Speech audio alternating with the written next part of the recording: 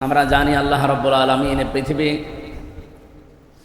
তৈরি করার সময় কোরআনে কারিমে 12টা মাসের নাম তিনি লিপিবদ্ধ করেছিলেন। প্রশ্ন আসতে পারে, দুনিয়া তৈরি হওয়ার সময় কোরআন ছিল? হ্যাঁ, পৃথিবী তৈরি হওয়ারও 50,000 বছর আগে আল্লাহ কোরআনে কারিম তার নিজের মুখ দিয়ে যে 30 পারা আমরা দেখতে পাচ্ছি, এটা তার মুখ দিয়ে বলা ছিল 30 পারা 50,000 বছর আগে লাউহে মাহফুজে লিপিবদ্ধ করা ছিল। এটা একটা ফলক বলা হয়। এই যে ঘরের চারিদিকে যে দেওয়াল দেখতে পাচ্ছেন, চারিদিকে খোদাই করে লেখা ফলকে এইরকম একটা জায়গা আছে, তার নাম লাউহে মাহফুজ। বাল হুয়া কুরআনুন মাজিদুন ফি লাউহিন মাহফুজ। এই সেই জায়গায় লেখা ছিল। এখান থেকে আল্লাহ রাব্বুল আলামিন রমজানুল মুবারকে, বিশেষ করে 27শে রমজান যেটা বলা হয় শবে কদর, প্রথম আসমানে আল্লাহ একবারে ওখান থেকে লাউহে মাহফুজ থেকে নিয়ে আসেন প্রথম আসমান। এই জায়গা থেকে জিবরাইলের মাধ্যমে 23 বছরের ধীরে ধীরে প্রয়োজনের তাকিদে এই দুনিয়াতে মুহাম্মদ রাসূলুল্লাহর উপরে আল্লাহ কোরআনে কারীম নাযিল করেন। সেই সময় 12টা মাসের নাম লেখা ছিল কোরআনে কারিমে। আল্লাহ সূরা তাওবার ভেতরে দিয়েছেন, ইন্না ইদ্দাতাশ শুহুরি ইনদাল্লাহি 12 শাহরান ফি কিতাবিল্লাহ ইয়াওমা খালাকাস সামাওয়াতি ওয়াল আরদা মিনহা আরবাআতুন হুরুম।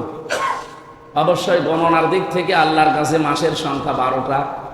তিনি যখন আসমান জমিন তৈরি করেন তখনই তার কিতাবে, কিতাব বলতে এখানে কোরআন শরীফ, কোরআনে হাকিমের ভেতরে তিনি এই 12টা মাসের নাম লিখে রেখেছিলেন। যদিও স্পষ্ট 12 মাসের নাম নেই, একটা মাসের নাম আছে।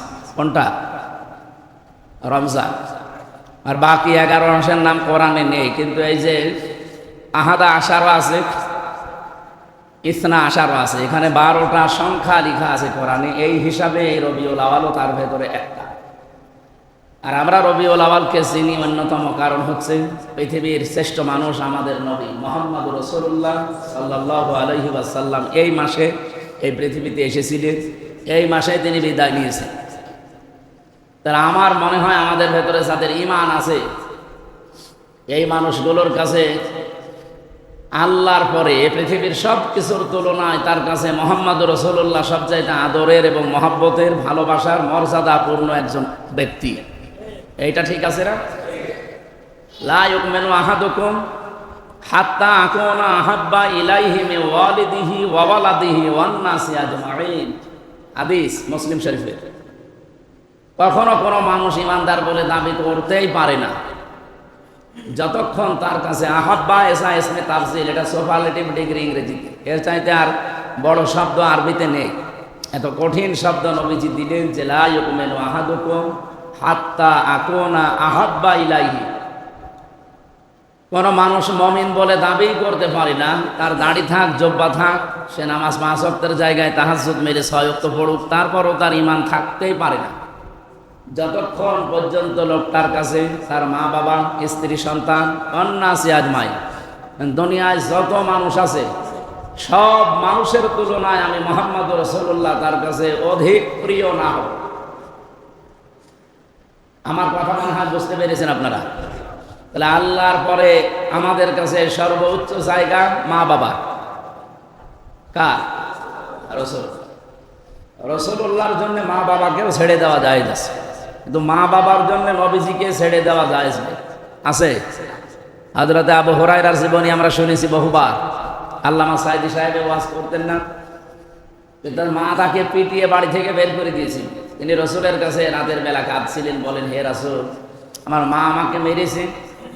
নবীজি বললেন, আমি এখানে আর কিছু করতে পারবো না। মা যখন মেরেছে, আল্লাহর পরে যদিও আমি নবীর স্থান, পৃথিবীতে আল্লাহর সবচাইতে বড় বড় নিয়ামতের ভেতরে মা বাবাও আছে। আল্লাহর ইবাদতের পরে মা বাবার স্থান আল্লাহ দিয়েছেন, কিন্তু সম্মান মর্যাদার দিক থেকে আল্লাহর পরে স্থান হচ্ছে রাসূলুল্লাহ। কথাগুলো একটু সেনসিটিভ হয়ে যাচ্ছে নাকি? আল্লাহর স্থান আমাদের কাছে সবার উপরে। 2 নম্বরে রাসূলুল্লাহর স্থান মর্যাদা সম্মানের দিক থেকে। কিন্তু খেদমত করা, ইবাদত করা, আমরা যা বাংলায় বলছি খেদমত করা, উপাসনা করা, ইবাদত করা, এটা তো আরবি। এগুলো যদি আপনার করতে হয় তাহলে আল্লাহর পরে স্থান দেওয়া লাগবে মা বাবার। এ পর্যন্ত বুঝেছেন কিনা বলেন? সম্মানের দিক থেকে মা বাবা বড় আল্লাহর পরে না রাসূলুল্লাহ বড়?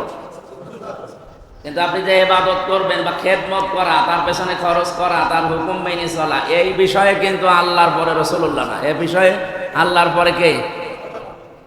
এটাকে আমি বানাচ্ছি না। কোরআনে কারিমে আল্লাহ রাব্বুল আলামিন জানিয়েছেন, ওয়া রাব্বুকা আল্লা তা'বুদু ইল্লা ইয়্যাহু ওয়া বিল ওয়ালিদাইনি ইহসানা। আমি আল্লাহ নির্দেশ দিয়ে দিলাম, আমি ফায়সালা দিয়ে ফেলেছি, সিদ্ধান্ত নিয়ে ফেলেছি, রায় দিয়েছি। কাজা মানে রায় দেওয়া, সিদ্ধান্ত নেওয়া।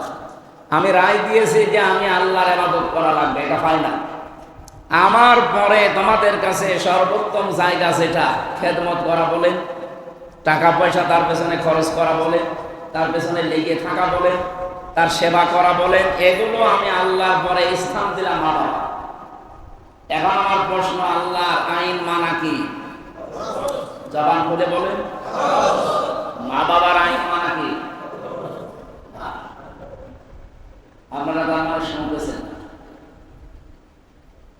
আল্লাহর আইন মানা ফরজ, মা বাবার আইন মানা ফরজ না, মা বাবার সেবা করা ফরজ। তাই তো বুঝেছে? পৃথিবীতে কারো আইন মানা জায়েজ নেই আল্লাহ বাদে। আল্লাহর পরে সেবা করা, তার পেছনে খরচ করা, তার পেছনে লেগে থাকা, এই যে ইবাদত যেটা, এটা তো বাংলা, আরবি, এর বাংলা এইগুলি। উপাসনা করা, তার পেছনে লেগে থাকা, তার পেছনে খরচ করা, এইটা আপনি দুনিয়ায় আর কাউকে প্রথমে করতে পারবেন না, আগে আল্লাহর পরে স্থান দেওয়া লাগবে মা বাবা। তাহলে প্রশ্নের জবাব হচ্ছে, আইন মানার ক্ষেত্রে দুনিয়ায় কেউ নেই, কিন্তু আল্লাহর পরে আল্লাহ যাদের স্থান দিয়েছেন তারা কে বলেন তো? মা বাবা। এই যে খেদমত করা, সেবা করা, এই বিষয়ে আল্লাহর পরে স্থান কার? আপনারা দুইটাই আল্লাহর আইন মানা ফরজ, মা বাবার আইন মানা ফরজ বলে ফেলেছিলেন। আমার এখন জবাব একটা দরকার, এই বলেন তো, আল্লাহ যার নাম দিলেন নিজের পরে, এই যে মাঝখানে ওয়াটা আছে, ওয়া বিল ওয়ালিদাইনি ইহসানা, ওয়া না থাকলে আবার অর্থ পাল্টিয়ে যেত, তাহলে আল্লাহর মা বাবার সমান হয়ে যেত। আল্লাহ তাআলা বলেন, আমি রায় দিলাম, আমি সিদ্ধান্ত নিলাম যে আমার ইবাদত ছাড়া কারো ইবাদত করা যাবে না, আইন মানা যাবে না, কিন্তু খেদমত করা লাগবে আমার পরে কার? কত বড় কঠিন কথা, আপনি একটু চিন্তা করেন। এই পৃথিবীতে আল্লাহর আইন বাদ দিয়ে কারো আইন মানা জায়েজ নেই, তারপরে আল্লাহ যাদের স্থান দিয়েছেন তারা হচ্ছে সম্মানের দিক থেকে রাসূলুল্লাহ, আর খেদমতের দিক থেকে। তাহলে আমার কাছে কি মনে হয় বলেন, যেখানে রাসূলুল্লাহ আর মা বাবা, আল্লাহর পরে এই দুইজনের বাইরে তো আর কেউ নেই। তাহলে আইনের এই বিষয়টা যদি কেউ দুনিয়ার বিষয় মনে করে পাশ কাটিয়ে যেতে চায়, ও ভুল রাস্তায় আছে। আল্লাহ বাদে মা বাবার আইন মানাও জায়েজ নেই, সেখানে মানুষের তৈরি করা আইন মানা জায়েজ হয় কোন কারণে? আর আমরা এটাই তো বলতে চাই যে আলাহুল খালকু ওয়াল আমরু, বানিয়েছেন তিনি, আইন যদি চলে তার চলবে। এ বাংলাদেশ ৫৪ বছর স্বাধীন হওয়ার পরে এখন এটা চলেনি, এইটার কথাই কিন্তু আমরা ইনিয়ে বিনিয়ে এদিক ওদিক ঘুরে ফেসে এইটাই বলি। একামতের দিন বলেন, দিন কায়েম বলেন, সবকিছু সামারাইজ এইটাই যে আইন মানা কারো জায়েজ না, সে মা বাবা হোক আর পৃথিবীর যত বড় পীর হোক, আইন শুধুমাত্র মানা লাগবে কার? এ পর্যন্ত আমি একটা বানানো কথা বলেছি। আপনি সূরা আলে ইমরান 164 নম্বর আয়াত দেখবেন, 4 নম্বর পারা 9 নম্বর পৃষ্ঠার 3 নম্বর লাইনে আছে। পৃথিবীর যে কোনো দেশে যাবেন, এই যা বলছি এইটাই পাবেন। আল্লাহ পাক বলেন, ইয়াকুলুনা হাল্লানা মিনাল আমরি মিন শাইইন কুল ইন্নাল আমরা কুল্লাহু লিল্লাহ। হে নবী, দুনিয়ার মানুষ আপনাকে জিজ্ঞাসা করে যে আমরা এই যে আমাদের জীবন চালাতে তো আইন লাগে, ব্যক্তি, পরিবার, সমাজ, রাষ্ট্র, এগুলো কি আমি বানাতে পারি? আল্লাহ তাআলা জবাব দিচ্ছেন, কুল ইন্নাল আমরা কুল্লাহু লিল্লাহ। আপনি বলেন দুনিয়ার মানুষকে আইন বানাতে কেউ পারে না, আইন শুধুমাত্র বানাবো আমি। কে? কত বড় কঠিন কথা আপনি ভাবেন। ৫৪ বছরে আমরা এই বিষয়টা বোঝাতেই পারছি। আল্লামা সাঈদী তো এই বিষয়টাই সিল দিয়েছে ৫০ বছর, যে আল্লাহ বাদে কারো আইন মানা জায়েজ নেই, মানুষের তৈরি করা আইন আর যারা দুনিয়া প্রতিষ্ঠা করতে চায়। বলেন তো, এই দেশে যারা একামতের দিন বাদ দিয়ে আছে বা ইসলামী আন্দোলন বাদ দিয়ে আছে, আপনি রাগ করবেন? আপনি যেহেতু নামাজে এসেছেন, আপনি একজন মুসল্লি, আপনাকে আমি বাঁচাতে চাই। পৃথিবীতে আর যারা যত দলে আছে ওরা কি আল্লাহর আইন কায়েমের জন্য দল করে, চেষ্টা করে? ওরা কি মিছিল মিটিং করে, ভোট করে আল্লাহর আইনের জন্য, না মানুষের তৈরি আইনের জন্য? আমরা শিরিক মনে করে শুধু মূর্তি পূজা করা, শুধু গাছ পূজা করা, আগুন পূজা করা, এইটা। আল্লাহর আইনের বিপক্ষে যারা আইন দাঁড় করিয়ে কায়েম করতে চায় ওটাও তো শিরিক। ওটা শিরিক না? এই শিরিকের বিরুদ্ধে কথা বললে, যেহেতু এটা শিরিক, মানুষের তৈরি করা আইন কায়েম করার চেষ্টা করা এটা শিরিক। বিপরীতে আল্লাহর আইন কায়েম করা এটা আল্লাহর নির্দেশ। এটা যত ফরজ আছে দুনিয়ায় সব চাইতে বড় ফরজ, নামাজের চাইতেও বড় ফরজ। কারণ দিন যদি পরিবারের, সমাজে, রাষ্ট্রে কায়েম না থাকে, প্রতিষ্ঠিত না থাকে, এমন সময় আসবে আপনি আল্লাহ বলে ডাকতেও পারবেন না। ডাকবেন আপনি সকালে, আপনি 1 ঘন্টার ভেতরে হাওয়া হয়ে যাবেন। এরকম জায়গা পৃথিবীতে এখন নেই। আপনি রাশিয়ায় যান তো ওপেন ভাবে আপনি আজান দেন তো, আপনি সিঙ্গাপুরে যান তো। আমি গিয়েছিলাম, ওখানে 100 ভাগের 5 ভাগ মাত্র মুসলমান, আর 95 জন সব কাফের। সেখানে হয়তো খ্রিস্টান আছে, বৌদ্ধ আছে, ইহুদি আছে, মাজুসি আছে, বিভিন্ন জাতির লোক আছে। এক কথায় মুসলমান বাদ দিয়ে দুনিয়ায় যা আছে সব কি কাফের। বলেন বলেন, কাফের মানে কি? অস্বীকারী। যারা আল্লাহকে অস্বীকার করে তারা কি? ওরা তো কাফেরই। সে ইহুদি বলেন, খ্রিস্টান বলেন, বৌদ্ধ বলেন, হিন্দু বলেন, যা আছে, আল্লাহর সাথে যারা কাউকে শরীক করে ইবাদত করে তারা এক কথায় কি? কাফেরকে যদি কেউ কাফের মনে না করে সেও কাফের। আমি সিঙ্গাপুরে থাকাকালীন একটা বক্তব্যে এই কথা বলেছিলাম যে যারা আল্লাহর বিধানের সাথে অন্য কিছু জুড়ে দেয় তারা যেমন মুশরিক, আল্লাহকে যারা অস্বীকার করে, আল্লাহর বিধান জানার পরে যারা গোপন করে দেয় তারা হচ্ছে কাফের। এটা উদাহরণ দিয়েছিলাম। কাফের মানে গোপন করা। আমরা বাংলাদেশে যারা চাষ করে খায় এদেরকে কিন্তু আরবিতে কাফের বলে। এই যে কৃষক নয়, এলাকায় কৃষক নেই, চাষ করে খান যারা, তাদের আরবি নাম কি? আমি কি টের পাচ্ছেন কি বলছি?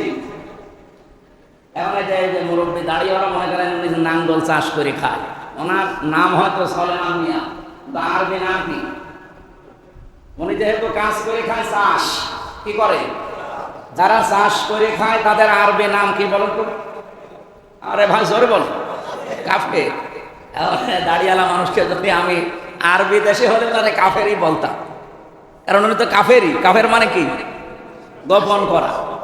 অনেক যে বীজ জমিনের ভেতরে গোপন করে দেয় না, মানে ঢেকে দেয় না মাটি দিয়ে, এই জন্য তো উনি আরবিতে কি।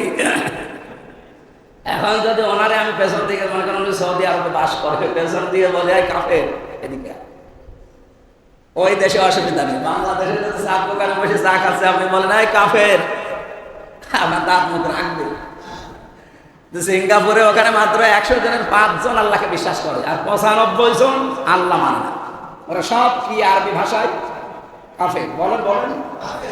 আমি এই ওয়াজ করেছি এই আগস্টের 5 তারিখের পরে যারা বিভিন্ন আল্লাহর ওলিরা পালিয়ে গেছেন, ওই দেশে আছে অনেক আল্লাহর ওলি আছে। এরা ওই দেশে যেহেতু হিন্দু একজন মন্ত্রী আছেন, তার বাড়ি তামিলনাড়ুতে, কঠোর মুসলিম বিরোধী, মুসলমানের নামই শুনতে পান। সেই লোকের সাথে যোগ সাজস করে আমার নামে দিয়েছে মামলা যে আমি নাকি ভয়ঙ্কর সন্ত্রাসী বাংলাদেশ। ওই যে জেলে ছিলাম 3 বছর, ওরা এইটাকে কাজে লাগিয়েছে যে উনি এত বড় সন্ত্রাসী যে 3 বছর উনি জেলে ছিলেন। উনি ওই দেশে জেল থেকে পালিয়ে এই সিঙ্গাপুরে এসেছে বিশৃঙ্খলা তৈরি করার। আমি তো কোরআনের আয়াত সামনে নিয়ে বলেছিলাম যে কাফেরকে যদি কেউ কাফের মনে না করে সেও কি, এটা আমার বানানো কথা।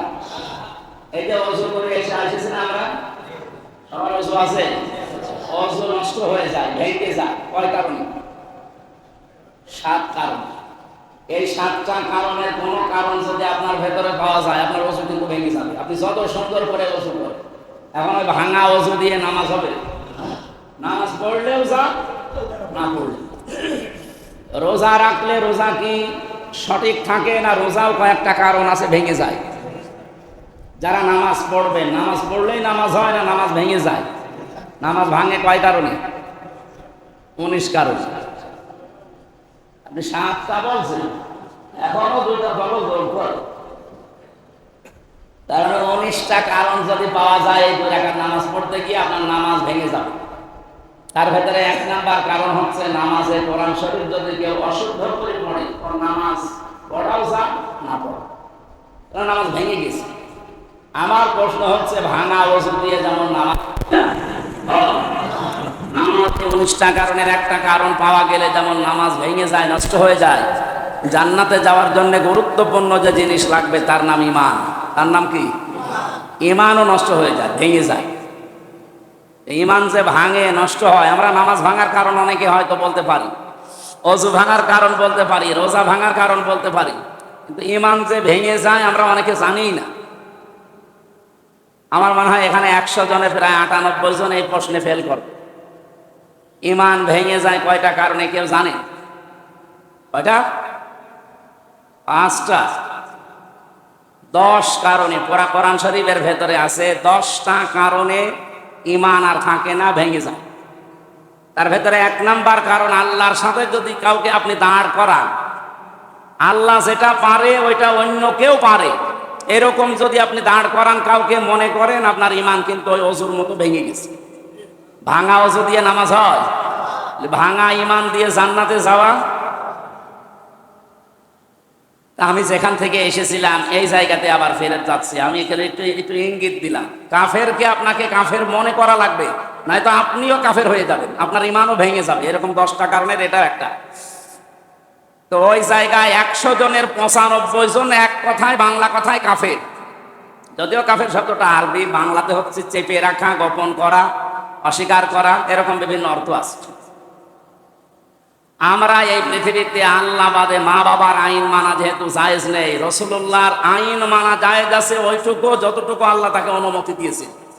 তাছাড়া তিনি মন মতো কিছু বলবেন আমরা মেনে নেব না, বিষয়টা এমন না। তিনি সারে ছিলেন, শরীয়ত প্রণেতা। তিনি আল্লাহর পক্ষ থেকে শোনার পরে বলতেন এটা হালাল, এটা মেনে নাও, হা। উনি যদি বলতেন হা না তাহলে হালাল হয়ে যায়, যদি বলতেন হা না লা তাহলে হারাম হয়ে যায়। এটা আল্লাহ যতটুকু তাকে ইচ্ছা পাওয়ার দিয়েছিলেন অতটুকু, তার বেশি পারতেন না। সেই হিসাবে আমি বলতে চাই, আল্লাহর আইনের বিপক্ষে আজ যারা মানুষের তৈরি করা আইন প্রতিষ্ঠার কাজে আছেন, আপনি প্রকারান্তে মুশরিক বা কাফের। আপনি যদিও নামাজ পড়েন, রোজা রাখেন, এ মসজিদের সভাপতির দাবি করেন, বলেন তো এখন বাংলাদেশে জরিপ চালালে এরকম শ্রেণী পাওয়া যাবে না? যাবে মানে আমরা অনেকে মনে করেন হ্যাঁ আল্লাহ একজন আছে, রাসূলুল্লাহ আছে, কিয়ামত হবে, আমি তো বিশ্বাস করি, এই জমিন আসমান সব আল্লাহ বানিয়েছে। আরে এ বিশ্বাস তো আবু জেহেলও করত। কোরআনে কারিমে আল্লাহ জানিয়েছেন, ওয়ালা ইনসালতাহুম মান খালাকাস সামাওয়াতি ওয়াল আরদা লা ইয়াকুলুনাল্লাহ। বহু জায়গায় কোরআনে আয়াত আল্লাহ দিয়েছেন। হে নবী, আপনি যদি আবু জেহেলকে জিজ্ঞাসা করেন যে আসমান জমিন কে বানিয়েছে, ও গ্যারান্টি দিয়ে বলবে আল্লাহ বানিয়েছে। আবু জেহেল যে আল্লাহ বানিয়েছে এটা বিশ্বাস করতো না করতো না? করতো। তার আর একটা প্রমাণ, যেদিন বদরের ময়দানে যাবে ওই দিন কাবা ঘরের যে দরজা মুলতাজাম বলা হয়, এখানে হাত দিয়ে দোয়া করলে কবুল হয়, সে যেই করবে। ও ওই জায়গায় দাঁড়িয়ে বলেছিল, কাবার মালিক তুমি একজন আছো আমি জানি, আমি মুহাম্মদের বিরুদ্ধে বদরের ময়দানে অস্ত্র শস্ত্র নিয়ে যাচ্ছি যুদ্ধ করার জন্য, সত্যের পক্ষে যে আছে তাকে তুমি বিজয় দিও। ও দোয়া কবুল হয়েছে, কারণ ও তো আর সত্যের পক্ষে ছিল না, ছিল। আজ অনেকেই উল্টা দোয়া করেছে, তাদের দোয়া এখন তাদের ভেতরে চলে যাচ্ছে। আপনি সালাউদ্দিন কাদের চৌধুরী, এই লোকটা বলেছিল না যে ট্রাইব্যুনাল যেন তুলে দেওয়া না হয়, এভাবে যেন থাকে। কারণ আমি দেখতে পাচ্ছি যে ট্রাইব্যুনাল থাকলে আমাদের ওপর যে অবিচার হচ্ছে, এইরকম ট্রাইব্যুনাল দিয়ে তাদেরও বিচার হবে। ঠিক সেই ভাবেই পড়েছে হাসিনা। যে ট্রাইব্যুনাল বানিয়েছিল ওটা কিন্তু ওইভাবে আছে, এখন শুধু লোকজন নিয়োগ দিয়ে ওই মামলায় তাদেরকে এখন দেওয়া হচ্ছে। এই জন্য আমার মনে হয় ফতোয়া একটু ভালো করে দেওয়া দরকার, আর নিজের বিরুদ্ধে যেন চলে না আসে। আমি কাফের কাফের বলে একেবারে মুখে ফেনা তুলে ফেললাম, অথচ আমি নিজেই কাফের হয়ে গেছি। তাহলে আল্লাহর আইনের বাইরে যারা আছেন, আহ্বান জানাচ্ছি, আসেন এই জমিনটা আল্লাহর আইন দিয়ে সাজিয়ে দেয়।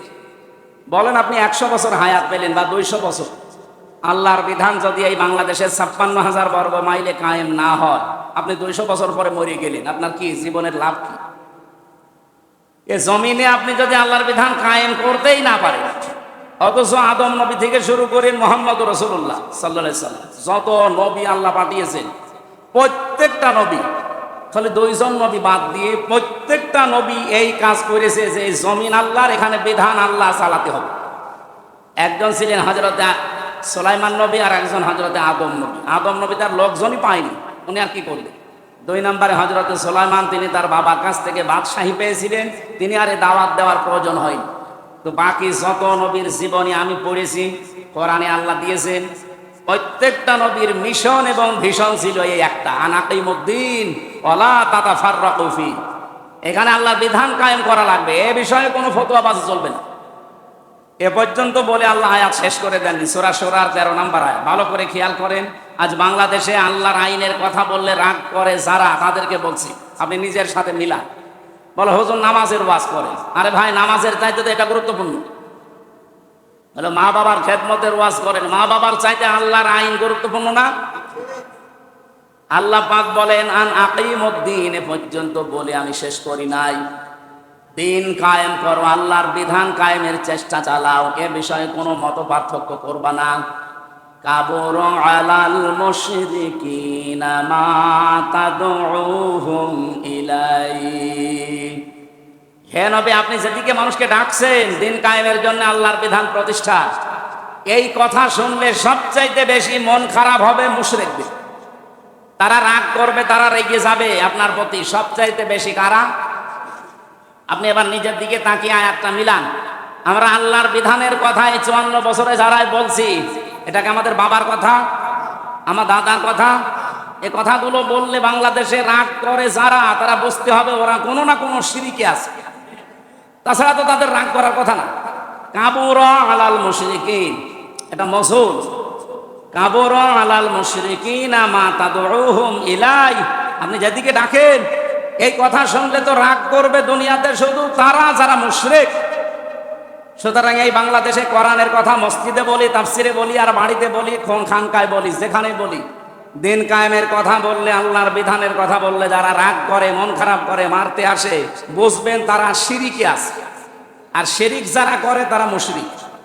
বলেন বলেন। আর মুশরিকের জন্য জান্নাত হারাম, জাহান্নাম ওয়াজিব। ইন্নাহু মা ইউশরিক বিল্লাহি ফাকাদ হারামাল্লাহু আলাইহিল জান্নাহ ওয়া মাআওয়াহুন নার। অবশ্যই মুশরিকদের জন্য আমি আল্লাহ জান্নাত হারাম করে দিলাম, আর জাহান্নাম তাদের আবাসস্থল। বলেন নাউজুবিল্লাহ। আমি তো কোরআনের এই চোখ লাগিয়ে দেখতে পাচ্ছি বাংলাদেশে বহু মানুষ এই দিন কায়েমের কথা বললে নামাজি, হাজি রাগ করে, মন খারাপ করে। তারা কি আসলে পরিপূর্ণ ইমানদার না আংশিক মুশরিক? বলে না, আমি বিশ্বাস করি আল্লাহ জমিন আসমান বানিয়েছে। আরে বিশ্বাস তো আবু জেহেলও করতো। বলে আমি মসজিদের সভাপতি, আমি মুশরিক মানে? আপনি মসজিদের সভাপতি এই সংকট দিই, আর আবু জেহেল মসজিদের সভাপতি ছিল কাবা শরীফে। আপনি টের পাচ্ছেন? আপনি সংকট দিয়ে মসজিদের সভাপতি হয়ে বগল বাঁধা। আবু জেহেল সভাপতি ছিল কোন জায়গায়? কাবা শরীফে, যেখানে 1 রাকাত নামাজে 1 লক্ষ রাকাত নামাজে সওয়াব। এখানে তাই হয়। আর এখানে নামাজ পড়ে আমির হামজা, আর কাবা শরীফে নামাজ পড়ে তো রাসূলুল্লাহ। একবারে মাথায় এই সহজ কথা ঢোকে না, শুধু উল্টা দিকে নিয়ে যান। হ্যাঁ, রাজনীতি করছে। আর এটা রাজনীতি হয় কি করে? আল্লাহর বিধানের কথা বললে তো রাগ করার কথা মুশরিকদের। আপনি কি মুশরিক? তো বলেন না, তাহলে রাগ করেন কেন? তার মানে আপনি শিরিক করছেন, আপনি টের পাচ্ছেন না। যে কোনো কায়দায় আপনার ভেতরে শিরিক আছে, নয়তো আপনার মন খারাপও হবে না, রাগও হবে না। আমি যেহেতু কথা তুলেছিলাম আল্লাহর পরে স্থান এ পৃথিবীতে সম্মানের দিক থেকে রাসূলুল্লাহ, আর খেদমতের দিক থেকে কার? এখানে আইন মানার ক্ষেত্রে কোনো ছাড় নেই। এ বাংলাদেশে এখন অলরেডি 2 দলে আমরা বিভক্ত, একটা আল্লাহর দল, একটা শয়তানের দল। যারা আল্লাহর আইন প্রতিষ্ঠা করতে চায় এক কথায় তারা আল্লাহর দলে আছে, আর যারা মানুষের তৈরি আইন প্রতিষ্ঠা করার জন্য সে যে নামই দিক না কেন, তারা হচ্ছে শয়তানের দল। আল্লাহ বলেন উলাইকা হিজবুশ শাইতান উলাইকা হুমুল খাসিরুন। শয়তানের দল এরা ক্ষতিগ্রস্ত। উলাইকা হিজবুল্লাহ উলাইকা হুমুল মুফলিহুন। আল্লাহর দলে যারা আছে দুনিয়া আখিরাতে তারা কামিয়াব এবং তারা সফল। এ কথা কার? সুতরাং আল্লাহর বিধানের পক্ষে আপনি থাকেন, বেঁচে থাকলেও লাভ, মরে গেলেও লাভ। যেহেতু গুরুত্বপূর্ণ একটা মাস, একটা ছায়া ফেলে দিয়েছে আমাদের উপরে। কি মাস যেন? আরো জোরে বলেন। রবিউল আউয়াল মানে কি? রবি শব্দের শাব্দিক অর্থ হচ্ছে বসন্ত, আর আওয়াল মানে প্রথম। বাংলা অর্থ কি? প্রথম বসন্ত কেন এই নামটা দেওয়া হয়েছে? কোরআনে কারিমে আল্লাহ যেহেতু 12টা মাসের নাম দিয়েছি, প্রতিটি শব্দের তাত্ত্বিক কোনো ব্যাখ্যা আছে, আপনি হয়তো করতে পারেন না। তাই রমজানের যেমন ব্যাখ্যা আছে, রমজান মানে জ্বালিয়ে দেওয়া, পুড়িয়ে দেওয়া, শেষ করা, নিঃশেষ করা, আপনার গোনা খাতা যা আছে সব পুড়িয়ে ফেলে। রবিউল আউয়াল মাসেরও প্রথম অর্থ কি? পয়লা বসন্ত, প্রথম বসন্ত। এটা কেন এ নাম দেওয়া হয়? আমরা বসন্ত মাসে দেখি এই যে গাছের পাতা সব শুকিয়ে নতুন পাতা গজায় না? আল্লাহ রাব্বুল আলামিন বলেন, আমি রবিকে এমন একটা মাসে পাঠিয়েছি, তামাম পৃথিবী সব অন্ধকার ছিল, সজীবতা ফিরিয়ে এনেছি আমার রসুলের মাধ্যমে। আর আমরা সেই রসুলের মহব্বতে, ভালোবাসায় এই মাস আসলে বহু মানুষ বহু কর্মসূচি হাতে নেই। কেউ মিলাদ দেয়, বাড়িতে দেয় না? না, এলাকায় মিলাদ বন্ধ হয়ে গেছে। মিলাদ দেয়, সিরাত মাহফিলের আয়োজন করে, রসুলের জীবনী শোনে। হ্যাঁ, শোনে। এখন যে মিলাদ দিচ্ছেন, মিলাদ শব্দের শাব্দিক অর্থ বিলাদুন থেকে এটা এসেছে। বিলাদ মানে জন্ম বৃত্তান্ত। রসুল্লাহর জন্মের কাহিনীগুলো আপনি শুনছেন, বলছেন, এইটার আরবি নাম কি? আরো জোরে বলেন। মিলাদ জায়েজ না না জায়েজ সে ফতোয়ায় আমি পরে যাচ্ছি। মিলাদ থেকে যেটা আমরা নিতে চাই সেইটাও তো আজ পর্যন্ত আমরা নিতে পারিনি। মিলাদের প্রথম যেটা বলা হয় যে রাসূলুল্লাহর জন্মের পরে উনি ওই যে দুধমা হালিমাতুস সাদিয়ার দুধ পান করেছিলেন না? বলেন বলেন। সিরাত ইবনে হিশামের ভেতরে এসেছে, উনি যখন হালিমার ডান স্তনে মুখ দিলেন উনি পান করলেন, বাম স্তনে যে মুখ লাগিয়েছে উনি বের করে নিলেন। একবার, দুইবার, তিনবার মুখ বের করে নিয়েছে। জোর করে লাগাতে যায়, আবার মুখ বের করে চোখের ইশারা দিয়ে জানাতে চাচ্ছে, মা হালিমা আপনি জোর করেন কেন? আমার তো ডান স্তন অধিকার ছিল, হক ছিল, আমি পান করেছি। বাম স্তন এটা আমার অধিকার না। আপনার তো একটা ছেলে আছে আব্দুল্লাহ, তার নাম, সেটা আমার দুধ ভাই সম্পর্কে, এই হক তো তার। দুনিয়ায় এসেছি আমি ভাইয়ের হক ফিরিয়ে দেওয়ার জন্য, ভাইয়ের হক নষ্ট করার জন্য। মিলাদ পড়েন আপনি, কি মিলাদ পড়েন? মিলাদের প্রথম শিক্ষায় তো এটা আছে, ভাইয়ের হক ফিরিয়ে দেওয়া লাগবে। এ ভাই মানে শুধু দুধ ভাই, আপন ভাই না। আল মুসলিমু আখুল মুসলিম। পৃথিবীর সব মুসলমান কি বলেন বলেন? আমরা কি এই মুসলমানের হক যেটা সেটা আজ ফেরত দিই না আরো মেরে খাই? কত মানুষ এই আগস্টের 5 তারিখের পর থেকে এক বছরে মুসলমান ভাইয়ের কাছে চাঁদাবাজি করি, সেই টাকা দিয়ে মিলাদ দিস। আমি কি বেশি বলে ফেললাম? আপনাদের এই ইউবি থানায় এখনো হয়নি, আপনি সদর থানায় কি বলে ওই খাজানগরে যান, কবুরহাটে যান, বহু আল্লাহর ওলি এক বছরে বহু টাকা চাঁদাবাজি করেছে। এই যে এখন রবিউল আউয়াল এসেছে, আমারে ডাক দিয়ে বলছে হুজুর মিলাদ করি। আপনি যে মিলাদে খাবার দেবেন কিসের টাকা? চাঁদার টাকা। এই একটা মিলাদ হইল? মিলাদে আমি পড়াবো কি? মিলাদে তো প্রথম পয়েন্টই এটা আসবে। মিলাদ মানে কি বললাম? জন্ম। বলেন বলেন। জন্মের প্রথম কাহিনী এটা না? উনি তো এটা দিয়ে আরম্ভ করেছিলেন যে দুধ পান করেননি বাম স্তনে, কারণ তিনি জানাতে চেয়েছেন এটা আমার হক না, এটা হক কার? আমার ভাইয়ের। আমরা যদি মিলাদে অন্তত এই শিক্ষাটা নিতে পারতাম, এই দেশটা আমার মনে হয় একটা জান্নাত হয়ে যেত। যে যার যে অধিকার আছে আমার ভাইয়ের, ওই অধিকার আমি ফেরত দেবো। এইটাই হোক রবিউল আউয়াল মাসের শিক্ষা। এরকম 27টা শিক্ষা আমি পেয়েছি, সবগুলো আমার নোট করা ছিল। এখন আমার মনে হয় আর শেষ পর্যন্ত যাওয়া ঠিক হবে না, অলরেডি 22 বেজে গেছে। নামাজ আছে, এরপরে আমার নামাজের পরে আর একটা অনুষ্ঠান আছে। আমি নাই তো এখানে নামাজের পরে আরো ঘন্টা খানেক সময় দিতাম। আমার জামাই বাড়ি এখানে, আপনারা জানেন কিনা আমি জানি না। আমারে চেনেন তো না? আমার এই যে মিঠো নামে আছে না, এই যে পাশে, ওটা আমার জামাই। আমার ফুফু বিয়ে হয়েছে এই গ্রামে। এই হিসাবে আরো এখানে আসা তো সবচাইতে বড় বিষয়। আমি সাংগঠনিক ভাবে যে কোনো জায়গায় এখন যাই, আমাদের ইবি থানার যিনি আমির আছেন আপনাদের এই ইউনিয়নে, রফিকুল ইসলাম সাহেব, উনি এখানে জামাত ইসলামী থেকে চেয়ারম্যান নমিনি মনে হয়। আল্লাহ রাব্বুল আলামিন এবার একটা সুযোগ যেহেতু দিচ্ছেন, এটা যদি এবার হেলায় খেলায় নষ্ট হয়ে যায় না, 54 বছর পরে তো একটা সুযোগ পেলেন, 154 বছর আবার পাবেন না। সুতরাং একটা বার একটু দেখার জন্য হলেও একটু দেখেন। আমি গ্যারান্টি দিতে পারি, এই দেশে আমি কয়েকজন মন্ত্রীর সাথে গোপনে কথা বলেছি, তারা আমারে জানিয়েছে যে টাকা বাজেট হয় এই বাংলাদেশে রাস্তার জন্য, ব্রিজের জন্য। 100 টাকা বাজেট হলে 3 টাকা খরচ হয়, আর 97 টাকা আল্লাহর ওলিরা খেয়ে ফেলে। ওই সেই মন্ত্রণালয় থেকে শুরু করে এই মেম্বার পর্যন্ত সব জায়গায় ভাগ যায়। কত টাকা ভাগ চলে যায়? 97 টাকা। কাজ হয় কয় টাকা? 100 টাকা খরচ করে একটা রাস্তায়, যে হোসাইন হায় আমার সাথে আসছিল, বলছে রাস্তা একটা গাড়ি গেলে আর একটা যেতে চাই না, অন্তত 2 থেকে যদি 3 ফিট করে বাড়িয়ে দেওয়া যায় 2টা গাড়ি অনাসে যাবে, অথচ বাজেটও হয় তা, কিন্তু ওলি আল্লাহরা সব খেয়ে ফেলে। কিন্তু রফিকুল ইসলামের প্রতি আমাদের এই আস্থা আছে না যে উনিও রাস্তা খেয়ে ফেলবে? বাংলাদেশ জামাত ইসলামী এটা অলরেডি এই 1 বছরে প্রমাণ করেছে যে তারা এইভাবে মেরে খায় না, আরো তার যা আছে সবগুলো দিয়ে সর্বোচ্চ চেষ্টা করে জনগণের পাশে থাকার। আর আমাদের আমিরে জামাতের ঘোষণা তো আপনারা শুনেছেন যে এই দল থেকে কেউ এমপি হলে, মন্ত্রী হলে 5 বছরে তার 1টা টাকাও বাড়বে না, আরো যা আছে কমে যাবে। এই গ্যারান্টি বাংলাদেশে 73টা দল আছে, কেউ তো দিতে পারছে না, কারণ পারবে কি করে? তাদের ওপর তো আস্থা নেই। তারা এখন বলছে আমরা 50 কোটি টাকা খরচ করবো। তো 50 কোটি টাকা খরচ করে আপনার লাভ কি? তার মানে আপনি 100 কোটি টাকা তুলবেন, আর আমার 1 টাকা খরচও নেই, তোলারও ধান্দা নেই। যা আছে আমার ওই 100 টাকা নিয়ে এমপি হলে ও আমার 90 টাকা হয়ে যাবে, আরো 10 টাকা আপনার পেছনে যাবে। আমার কি এই রাস্তায় এসে লাভ হয়েছে না লস? না, লস বলতে আমি তো এই রাস্তায় এসেছি আল্লাহর দিন কায়েমের, এটা একটা ফরজ ইবাদত মনে করি। আল্লাহ আমাদেরকেও বুঝে শুনি আল্লাহর এই রাস্তায় আসার তৌফিক দিন। আমি আর সময় নিচ্ছি না। সুন্নত পড়া আছে আপনাদের? ও তাহলে আপনি ইমাম? কি নাম আপনার?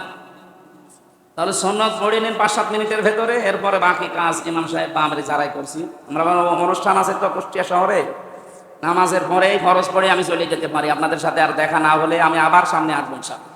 এখানে যে শঙ্কর দিয়ে একটা মাহফিল নেওয়া আছে না, কোন জায়গায় যেন একটা মাহফিল নেওয়া আছে, তাফসির মাহফিল, ওই এশার পরে উঠবো মনোহর দিয়ে, সারা রাত দরকার থাকবে।